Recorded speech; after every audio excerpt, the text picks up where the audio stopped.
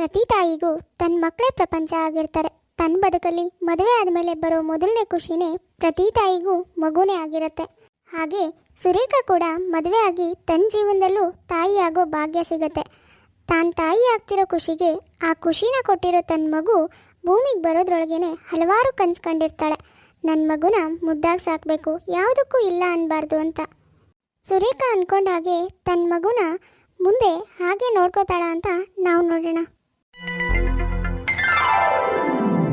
ಅದ್ಕೆ ಅದ್ಕೆ ನಿಮ್ಮ ಮಗ ಏನು ಮಾಡಿದಾನೆ ಗೊತ್ತಾ ನಿಮಗೆ? ಬಂದು ನೋಡಿ ಇಲ್ಲಿ.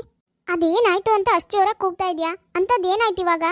ನನ್ನ ಮಗಳು ಓದ್ಕೊಳ್ಳೋ ಬುಕ್ ಎಲ್ಲ ನಿಮ್ಮ ಮಗ ಹರಿದಾಕಿದ್ದಾನೆ. ಎಷ್ಟು ಕೆಟ್ಟ ಬುದ್ಧಿ ನೋಡಿ ನಿಮ್ಮ ಮಗನಿಗೆ. ಅಯ್ಯೋ ಸಾಕು, ಸುಮ್ಮನೆ ಇರು ಲಲಿತಾ. ಅಲ್ಲ, ಏನು ನಿನ್ನ ಮಗಳನ್ನ ತಿಂದೆ ಹಾಕಿದಾನೆ ಅನ್ನೋ ಥರ ಮಾಡಬೇಡ.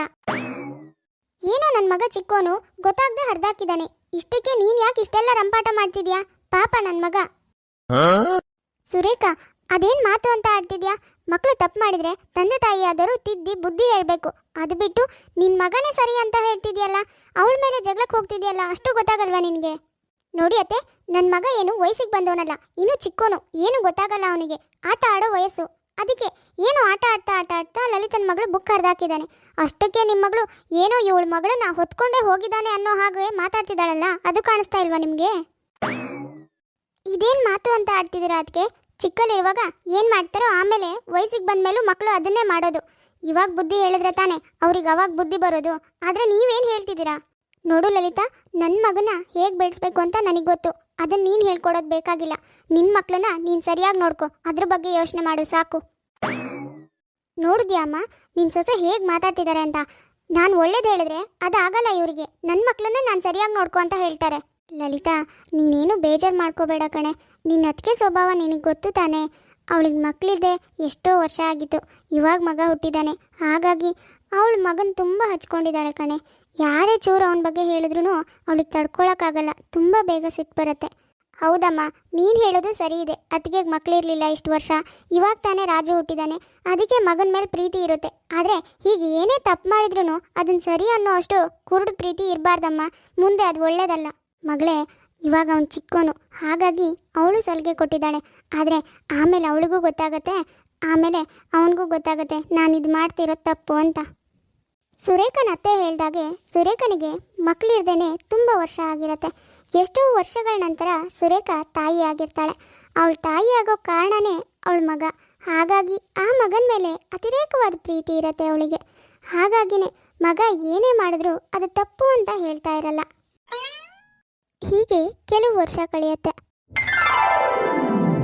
ಒಂದಿನ ಸುರೇಖನ್ ಮಗ ರಾಜು ಕೇರಿನಲ್ಲಿರೋ ಒಂದು ಹುಡುಗಂಗೆ ತಲೆಗೆ ಕಲ್ಲಲ್ಲಿ ಹೊಡೆದಿರ್ತಾನೆ. ಅದರಿಂದ ತುಂಬಾ ರಕ್ತ ಹೋಗಿರುತ್ತೆ.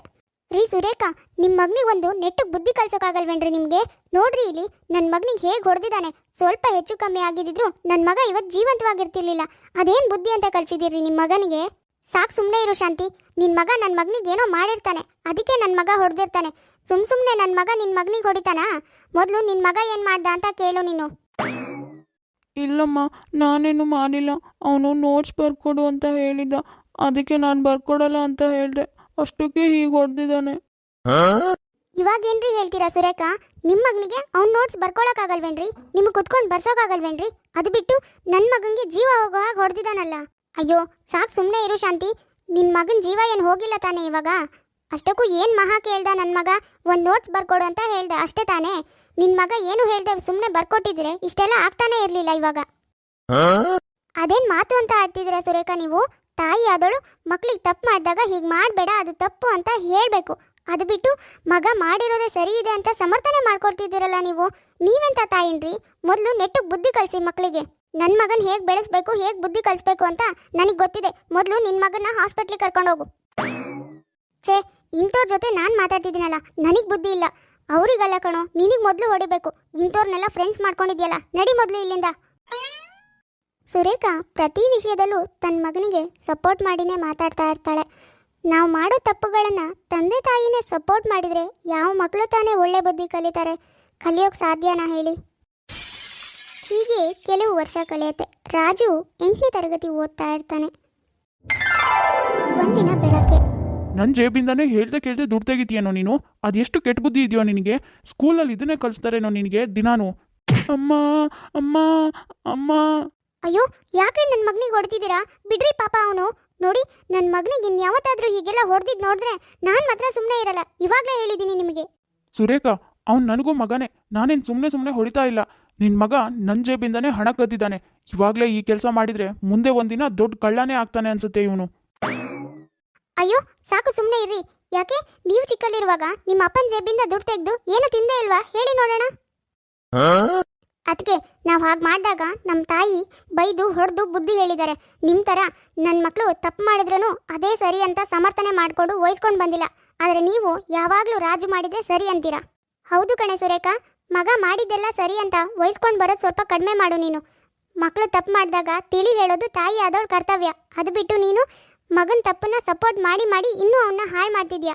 ನಾವೇನಾದರೂ 4 ಮಾತು ಹೇಳೋಣ ಅಂದ್ಕೊಂಡ್ರೆ ಅದಕ್ಕೂ ಸಿಟ್ಟು ಮಾಡ್ತೀಯಾ. ನೋಡಿದ್ರಾ, ನಿಮ್ಮ ತಾಯಿಗೆ ತಂಗಿಗೆ ಎಲ್ರಿಗೂ ಅಷ್ಟೇ ನನ್ನ ಮಗನ ಕಂಡ್ರೇನೆ ಆಗಲ್ಲ. ಅದಕ್ಕೆ ಯಾವಾಗಲೂ ನನ್ನ ಮಗನ ತಪ್ಪೇ ಹೇಳ್ತಾ ಇರ್ತಾರೆ. ಏನೋ ಚಿಕ್ಕ ಹುಡುಗ, ಹಾಗಾಗಿ ಹೀಗೆಲ್ಲ ಮಾಡ್ತಾನೆ. ದೊಡ್ಡವನಾದ್ಮೇಲೆ ಎಲ್ಲ ಸರಿಯಾಗತ್ತೆ. ಸುರೇಖ, ಗಿಡವಾಗಿ ಬಗ್ಗದ್ದು ಮರವಾಗಿ ಬಗ್ಗಿದೆ ಅಂತ ಗಾದೆ ಮಾತೇ ಇದೆ. ಗಿಡ ಇರುವಾಗಲೇ ಬಗ್ಗಿಸ್ಬೇಕು. ಅದನ್ನ ಬಿಟ್ಟು ದೊಡ್ಡ ಹೆಮ್ಮರ ಆದಮೇಲೆ ಬಗ್ಸೋಕೋದ್ರೆ ಆಗತ್ತಾ ಹೇಳು? ಹಾಗೆ ಚಿಕ್ಕಲ್ಲಿರುವಾಗಲೇ ಕಲಿದೇ ಇರೋ ಬುದ್ಧಿ ದೊಡ್ಡವರಾದ್ಮೇಲೆ ಕಲಿತಾರೆ ಅನ್ನೋದು ನಿನ್ನ ಭ್ರಮೆ ಅಷ್ಟೇ. ಅಷ್ಟಕ್ಕೂ ಮಕ್ಕಳು ಬುದ್ಧಿ ಕಲಿಬೇಕು ಅಂದರೆ ತಂದೆ ತಾಯಿ ಆಗಿರೋರು ಏನಾದರೂ ಒಂದು ಒಳ್ಳೆಯದನ್ನು ಹೇಳ್ಕೊಟ್ಟಿರ್ಬೇಕು. ಅದು ಬಿಟ್ಟು ನಿನ್ನ ಥರ ಮಕ್ಕಳು ಮಾಡೋದನ್ನೇ ಸರಿ ಅನ್ನೋದಲ್ಲ, ಅವ್ರು ಮಾಡೋ ತಪ್ಪುಗಳನ್ನೇ ನಾವು ಸಪೋರ್ಟ್ ಮಾಡಿ ಮಾತಾಡೋದಲ್ಲ. ಅಯ್ಯೋ ಸಾಕು ಸುಮ್ಮನೆ ಇರಿ. ಎಷ್ಟು ಅಂತ ಹೇಳ್ತೀರಾ? ನೀವು ತಪ್ಪು ಮಾಡಿದ್ರಿ ಚಿಕ್ಕಲ್ಲಿರುವಾಗ, ನಾನು ತಪ್ಪು ಮಾಡಿದ್ದೀನಿ. ಹಾಗಂತ ಇವಾಗ ನಮಗೆ ಬುದ್ಧಿ ಬಂದಿಲ್ವಾ? ಏನೋ ಸಣ್ಣವನು, ಅವನಿಗೆ ಗೊತ್ತಾಗಲ್ಲ, ಅದಕ್ಕೆ ಹೀಗೆಲ್ಲ ಮಾಡ್ತಾನೆ. ಅದನ್ನ ಬಿಟ್ಟು ತಾಯಿ ಮಗ ಎಲ್ಲರೂ ಸೇರಿ ಅವನ ಮೇಲೆ ರೇಗ್ತೀರಾ ಯಾವಾಗಲೂ. ಪಾಪ. ಅಲ್ಲ ಕಣೆ ಸುರೇಖಾ, ಅದೇನು ಮಾತು ಅಂತ ಆಡ್ತೀಯೇ? ಅವನೇನೋ ಚಿಕ್ಕವನು ನಿಜ, ನಿನಗೆ ವಯಸ್ಸಾಗಿದೆಯಲ್ಲೇ, ನೀನು ಹೇಳ್ಕೊಡಕ್ಕಾಗಲ್ವೇನೆ ಅವನಿಗೆ ಬುದ್ಧಿನ? ಅದು ಬಿಟ್ಟು ಅವನು ಚಿಕ್ಕವನು, ಸ್ವಲ್ಪ ದಿನ ಹೋಗಲಿ ಹಾಗೆ ಹೀಗೆ ಅಂತ ಮಾತಾಡ್ತೀಯಲ್ಲ. ಇನ್ನೂ ಎಷ್ಟು ಚಿಕ್ಕವನೇ ಅವನು? 8ನೇ ಕ್ಲಾಸ್ ಓದ್ತಾ ಇದ್ದಾನೆ. ಇನ್ನೂ ಈ ಥರ ಎಲ್ಲ ಮಾಡಿದ್ರೆ ಮುಂದೆ ಅದೇ ಬುದ್ಧಿ ಬರಲ್ವೇನೆ ಅವನಿಗೆ? ನಿಮಗೆಲ್ಲ ನನ್ನ ಮಗನ ಕಂಡ್ರೆ ಆಗೋದೇ ಇಲ್ಲ, ಹೊಟ್ಟೆ ಉರಿ ಅನ್ಸುತ್ತೆ. ಅದಕ್ಕೆ ಅವನು ಏನೇ ಮಾಡಿದ್ರು ನಿಮ್ಗೆ ಸಹಿಸ್ಕೊಳಕ್ಕಾಗಲ್ಲ. ಚಿಕ್ಕ ಪುಟ್ಟ ತಪ್ಪನು ಅಯ್ಯೋ ಅಂಥ ತಪ್ಪು ಮಾಡ್ದ ಇಂಥ ತಪ್ಪು ಮಾಡ್ದ ಅಂತ ಹೇಳ್ತಾ ಇರ್ತೀರಾ. ಅರ್ಧ ನೀವು ಹೇಳಿನೇ ನನ್ನ ಮಗ ಹಾಳಾಗ್ತಿದ್ದಾನೆ. ಅಯ್ಯೋ ಸಾಕು ಸುಮ್ಮನೆ ಇರಿ. ಅದಕ್ಕೆ ನಿಮಗೆ ನೆಟ್ಟಿಗೆ ನಿಮ್ಮ ಮಗನಿಗೆ ಬುದ್ಧಿ ಕಲ್ಸೋಕೆ ಬರಲ್ಲ. ಅದಕ್ಕೆ ಹೀಗೆಲ್ಲ ನಮ್ಮ ಮೇಲೆ ಗೂಬೆ ಕೂರಿಸ್ತಾ ಇದ್ದೀರಾ. ನಾವು ಹೇಳೋದ್ರಲ್ಲಿ ಏನು ತಪ್ಪಿದೆ? ನಿಮ್ಮ ಮಗ ಮಾಡಿದ ತಪ್ಪನ್ನ ಮಾಡಬೇಡ ಅಂತ ಹೇಳೋದು ತಪ್ಪ ನಾವು? ನೀವಂತೂ ಹೇಳಲ್ಲ, ಅಟ್ಲೀಸ್ಟ್ ನಾವು ಹೇಳೋಕಾರು ಬಿಡಿ. ನಿಮ್ಗಂತೂ ಮಕ್ಳನ್ನ ಸಾಕಕ್ಕೆ ಬರಲ್ಲ. ನೋಡಿ, ನೀವೇನು ಹೇಳಿದ್ರು ಅಷ್ಟೇ, ನನ್ನ ಮಗನ ಹೇಗೆ ಬೆಳೆಸ್ಬೇಕು, ಹೇಗೆ ಸಾಕಬೇಕು, ಅವನಿಗೇನು ಹೇಳ್ಕೊಡ್ಬೇಕು ಅಂತ ನನಗೆ ಗೊತ್ತಿದೆ. ಅದನ್ನು ನಿಮ್ಮಿಂದ ನಾನು ಕಲಿಬೇಕಾಗಿಲ್ಲ. ಹಾಗೆ ನೀವ್ಯಾರು ನನಗೆ ಹೇಳ್ಕೊಡೋದು ಬೇಕಾಗಿಲ್ಲ. ನೀನು ಅಳ್ಬೇಡ ಬಾ ಮಗನೆ, ನಾನು ನಿಂಗೆ ದುಡ್ಡು ಕೊಡ್ತೀನಿ. ಛೇ, ದಿನ ಕಳೆದಂಗೂ ಅತ್ತಿಗೆಗೆ ಮಗನ ಮೇಲಿರೋ ವ್ಯಾಮೋಹ ಜಾಸ್ತಿನೇ ಆಗ್ತಾ ಇದೆ. ಮಗ ಮಾಡಿರೋ ತಪ್ಪನ್ನ ಸರಿ ಮಾಡೋದು ಬಿಟ್ಟು ಇವರೇ ಅವನ ತಪ್ಪಿಗೆ ಸಪೋರ್ಟ್ ಮಾಡ್ತಿದ್ದಾರೆ. ಹೌದು ಕಣ ಮಂಜು, ಹೀಗೆ ಆದರೆ ರಾಜು ಮುಂದೆ ನಮ್ಮ ಯಾರ ಮಾತು ಕೇಳಲ್ಲ. ಇಷ್ಟು ಚಿಕ್ಕ ವಯಸ್ಸಲ್ಲೇ ಹೀಗೆಲ್ಲ ಮಾಡ್ತಾನೆ. ಮುಂದೆ ದೊಡ್ಡವನಾದ್ಮೇಲೆ ಏನೇನು ಮಾಡ್ತಾನೋ ಏನೋ ಕಣೋ. ನಿನ್ನ ಹೆಂಡತಿಗೆ ನೀನಾದರೂ ಹೇಳೋ. ನಾನಾದರೂ ಏನು ಮಾಡಲಿ ಅಮ್ಮ? ಇವಾಗ ನೋಡಿದ್ಯಲ್ಲ ನೀನೇ, ಏನಾದರೂ ಹೇಳಿದ್ರೆ ಹೇಳೋಣ ಅಂದ್ಕೊಂಡ್ರೆ ಸಾಕು, ಹೀಗೆಲ್ಲ ಮಾತಾಡಿ ಕರ್ಕೊಂಡು ಹೋಗ್ತಾಳೆ. ಸ್ಕೂಲ್ನಲ್ಲೂ ಏನೂ ಓದಲ್ಲ ನಿಮ್ಮ ಮಗ, ಬರೀ ರೌಡಿ ಥರ ಮಾಡ್ತಾನೆ ಅಂತ ಸರ್ ಮೊನ್ನೆ ಹೇಳ್ತಾ ಇದ್ರು. ದಿನ ಕಳೆದಾಗೂ ರಾಜು ಮಾಡೋ ತಪ್ಪುಗಳು ಹೆಚ್ಚಾಗ್ತಾನೆ ಹೋಗ್ತವೆ. ಹೀಗೆ ಕೆಲವು ವರ್ಷ ಕಳೆಯುತ್ತೆ. ರಾಜು 10ನೇ ತರಗತಿ ಓದ್ತಾ ಇರ್ತಾನೆ. ಒಂದಿನ ಬೆಳಗ್ಗೆನೆ ಸುರೇಖನ್ ಮನೆಗೆ ಪೊಲೀಸ್ ಬಂದಿರ್ತಾರೆ. ಅರೆ, ಇದೇನು ಸರ್ ಬೆಳಗ್ಗೆನೆ ನೀವು ನಮ್ಮನೆಗೆ ಬಂದಿದ್ದೀರಾ? ಏನು ವಿಷಯ ಹೇಳಿದರೆ ನಾನೇ ಬರ್ತಾ ಇದ್ನಲ್ಲ. ಅಯ್ಯೋ, ಕೆಲಸ ಇಲ್ಲದೆ ನಾವು ಯಾಕೆ ನಿಮ್ಮನೆಗೆ ಬರ್ತೀವಿ ಮಂಜು ಅವರೇ? ನಿಮ್ಮ ಮಗ ರಾಜು ಎಲ್ಲಿದ್ದಾನೆ? ಅವನು ನಿನ್ನೆ ರಾತ್ರಿನೇ ಅವನ ಫ್ರೆಂಡ್ ಮನೆಗೆ ಹೋದ. ನಾಳೆ ಏನೋ ಎಕ್ಸಾಮ್ ಇದೆ, ಓದ್ಕೋಬೇಕು, ನನಗೊಬ್ಬನಿಗೆ ಏನೂ ಗೊತ್ತಾಗಲ್ಲ ಅಂತ ಹೇಳಿಬಿಟ್ಟು ನಿನ್ನೆ ರಾತ್ರಿನೇ ಹೋಗಿದ್ದಾನೆ ಸರ್. ಯಾಕೆ ಹೇಳಿ? ಅಯ್ಯೋ, ನಿಮ್ಮ ಮಗ ಸುಳ್ಳು ಹೇಳಿ ಹೋಗಿದ್ದಾನೆ ಮಂಜು ಅವರೇ. ಹೌದು ಮಂಜು, ನಿನ್ನೆ ರಾತ್ರಿನೇ ನಿಮ್ಮ ಮಗ ಮತ್ತು ಅವನ ಫ್ರೆಂಡ್ಸ್ ಎಲ್ಲ ಸೇರಿ ಚಿನ್ನದ ಅಂಗಡಿಲಿ ಚಿನ್ನ ಕಳ್ತನ ಮಾಡಿದ್ದಾರೆ. ಇವಾಗ ಎಲ್ಲೋ ತಲೆ ಮರೆಸ್ಕೊಂಡಿದ್ದಾರೆ. ನಾವು ಅದನ್ನೇ ಹುಡುಕ್ತಾ ಇದ್ದೀವಿ. ನಿಮ್ಮ ಮಗ ಮನೆಗೆ ಬಂದರೆ ಸ್ಟೇಷನಿಗೆ ಕರ್ಕೊಂಡು ಬನ್ನಿ. ಸುರೇಖಾ ತನ್ನ ಮಗನ ಮೇಲೆ ಪ್ರೀತಿಯಿಂದ ಅವನು ಮಾಡೋದೆಲ್ಲ ಸರಿ ಅಂತ ಹೇಳ್ತಾ ಇದ್ಲು. ಹಾಗಾಗಿ ರಾಜು ಇಷ್ಟು ದೊಡ್ಡ ತಪ್ಪು ಮಾಡೋಕ್ಕೆ ಕಾರಣ ಆಯಿತು. ಈಗ ರಾಜು ಮಾಡಿರೋ ತಪ್ಪನ್ನ ತಪ್ಪು ಅಂತ ತಿಳಿ ಹೇಳ್ತಾಳೋ, ಅಥವಾ ತನ್ನ ಮಗ ಮಾಡಿದ್ದೆ ಸರಿ ಅಂತ ಸಮರ್ಥನೆ ಮಾಡ್ಕೋತಾಳೋ, ಅಥವಾ ಮುಂದೆ ರಾಜು ಜೀವನ ಏನಾಗುತ್ತೆ ಅನ್ನೋದನ್ನು ನೆಕ್ಸ್ಟ್ ಎಪಿಸೋಡಲ್ಲಿ ನೋಡೋಣ. ಇವತ್ತಿನ ನಮ್ಮ ವಿಡಿಯೋ ಸ್ವಲ್ಪನಾದರೂ ಇಷ್ಟ ಆಗಿದ್ರೆ ನಮ್ಮ ಚಾನಲ್ನ ಸಬ್ಸ್ಕ್ರೈಬ್ ಮಾಡ್ಕೊಳ್ಳಿ, ಲೈಕ್ ಮಾಡಿ, ಶೇರ್ ಮಾಡಿ, ಹಾಗೆ ಕಮೆಂಟ್ ಮಾಡಿ. ತುಂಬ ಜನ ಹಾಗೆ ವೀಡಿಯೋಸ್ ನೋಡ್ತಾ ಇದ್ದಾರೆ. ಯಾರ್ಯಾರು ಹಾಗೆ ವೀಡಿಯೋಸ್ ನೋಡ್ತಾ ಇದ್ದೀರೋ ದಯವಿಟ್ಟು ಸಬ್ಸ್ಕ್ರೈಬ್ ಮಾಡ್ಕೊಳ್ಳಿ. ಸರಿ ವೀಕ್ಷಕರೇ, ನಾನಿನ್ನ ಹೊರಡ್ತೀನಿ. ನೆಕ್ಸ್ಟ್ ವೀಡಿಯೋದಲ್ಲಿ ಮತ್ತೆ ಸಿಗೋಣ.